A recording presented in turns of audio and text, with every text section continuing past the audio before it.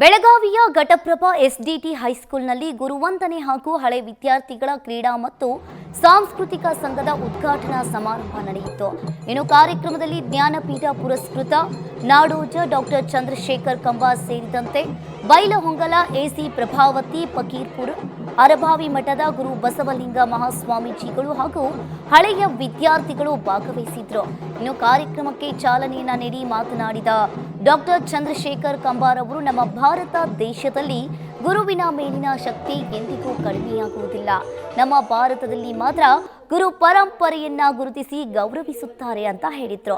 ಇನ್ನು ಹಳೆಯ ವಿದ್ಯಾರ್ಥಿಗಳ ಸಂಘವನ್ನ ಉದ್ಘಾಟಿಸಿ ಮಾತನಾಡಿದ ಬೈಲಹೊಂಗಲ ಎಸಿ ಪ್ರಭಾವತಿ ಫಕೀರ್ಪುರ ಅವರು, ನಡೆದು ಬಂದ ಹಾದಿ ಮರೆತು ನಡೆಯುವುದು ಆದರ್ಶವಲ್ಲ. ಹಳೆ ವಿದ್ಯಾರ್ಥಿಗಳಿಗೆ ಶಾಲೆ ಗುರುಗಳ ಮೇಲಿರುವ ಪ್ರೀತಿ ನಿಜಕ್ಕೂ ಶ್ಲಾಘನೀಯ ಅಂತ ಹೇಳಿದ್ರು.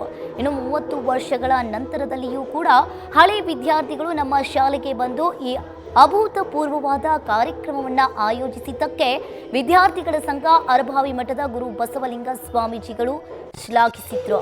ಈತ ಸುಮಾರು 30 ವರ್ಷಗಳ ಕಾಲ ಪಾಠ ಮಾಡಿದ್ದ ನಿವೃತ್ತ ಶಿಕ್ಷಕರು, ಉಪನ್ಯಾಸಕರನ್ನ ಪ್ರೀತಿಯಿಂದ ಗೌರವಿಸಿ ಸನ್ಮಾನಿಸಲಾಯಿತು.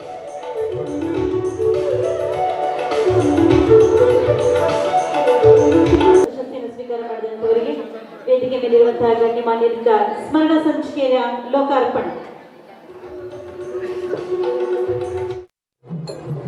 ಸಂಸ್ಕೃತಿ ಈ ಸಂಸ್ಕಾರ ಬರುವುದು ನಮ್ಮ ದೇಶದಲ್ಲಿ ಬೇರೆ ಎಲ್ಲಿಯೂ ಕಾಣಲಿಕ್ಕೆ ಸಿಗೋದಿಲ್ಲ ಎಂಬತಕ್ಕಂತ ಮಾತನ್ನ ನಮ್ಮ ಚಂದ್ರಶೇಖರ್ ಕಂಬಾರ್ ಸರ್ ಅವರು ಹೇಳಿದ್ದು ಸತ್ಯದ ಮಾತು ಎಂಬತಕ್ಕಂತ ಮಾತನ್ನ ಈ ಸಂದರ್ಭದಲ್ಲಿ ಹೇಳ್ತೀನಿ.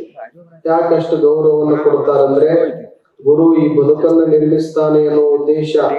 ಅದಕ್ಕೆ ಹೇಳ್ತಾರಲ್ಲ, ವಿದ್ಯೆ ಇಲ್ಲದವನ ಮಗ ಏನು ಆಳೂರ ಹದ್ದಿನಂತಿಕ್ಕು, ವಿದ್ಯೆ ಇದ್ದವನ ಮಗ ಮುದ್ದು ಬರುವಂತಿಕ್ಕು. ನಾವೆಲ್ಲ ನಾಡ್ನುಡಿಯನ್ನ ಬರೆದಿರ್ತೀವಿ ಶಾಲೆಯಲ್ಲಿ.